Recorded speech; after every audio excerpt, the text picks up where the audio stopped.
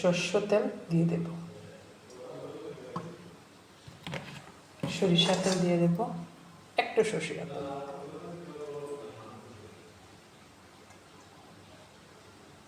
Two my channel M kitchen 49।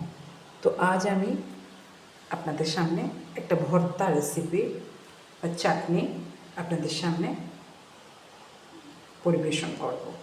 তো এটা জ্বর হওয়ার পর, এই সিজনে অনেক মানুষের শরীরে জ্বর থাকে, তো এই জ্বরের পর মুখটা তেতো তেতো হয়ে যায়, কিছু খেতে মন চায় না। তাই এই ভর্তাটা যখন বানিয়ে দেওয়া যায়, তখন পরিবারে যদি কেউ অসুস্থ থাকে বা নিজে থাকেন, তো সেটা খুব খেতে খুব ভালো লাগে আর কি।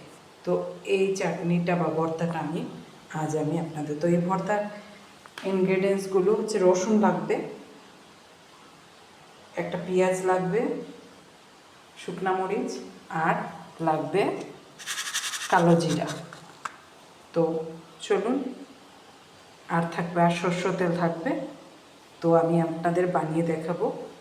তো চলুন শুরু করা যাক। যেমন সিম্পল রেসিপি আপনাদের সামনে, কিন্তু খেতে অসাধারণ লাগবে।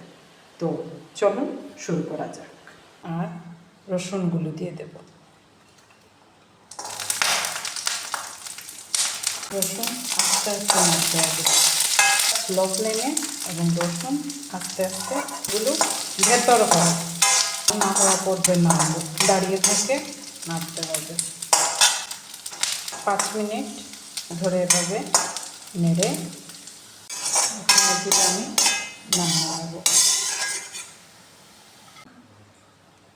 শুকনা মরিচ দিয়ে দেব, এগুলো যখন কুড়কড়া হয়ে যাবে, ভাজা হয়ে যাচ্ছে, তেল আবার দিয়ে দেব, একটু দেব, কালো জিরে ফোড়নগুলো দিয়ে দেব। এরপরে আমি পেঁয়াজ দিয়ে দেব, পেঁয়াজগুলো নাড়তে থাকবো। লাল পেঁয়াজ ভাজা হয়ে গেছে, এগুলো নামিয়ে ঠান্ডা হতে দেব, একটু ঠান্ডা হোক এগুলো ঠান্ডা হওয়ার পর আমি বাকি কাজটা করছি, আর পরের প্রসেসিং করছি আমি।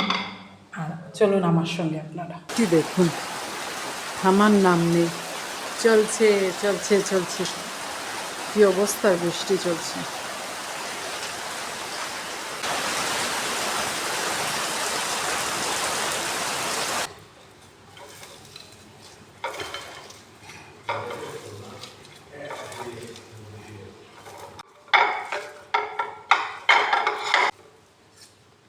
খেয়ে দেখবেন, অসাধারণ লাগবে। সর্দি ভাব হলেও ভালো লাগে, জ্বর হলেও মুখে আরাম পাওয়া যায়। তো এটা ট্রাই করবেন অবশ্যই, এবং কমেন্ট বক্সে আমাকে জানাবেন। তো এখন আমি একটু তেল দিয়ে দেবো, সরষের তেল আরও একটু পরে দিয়ে দেবো। সরষের তেলে একটা ঝাঁঝালো ভাব থাকে, যেটা শরীরে জ্বর হলে ভালোই লাগে খেতে। তাই এগুলো একটু সরষের তেল দিবেন সবসময়, অন্য কোনো তেল দিবেন না এটাতে। তো হয়ে গেল এই মজাদার ভর্তাটা, অবশ্যই ট্রাই করবেন বাড়িতে। একটু লেবুর রস মিশিয়ে দিন,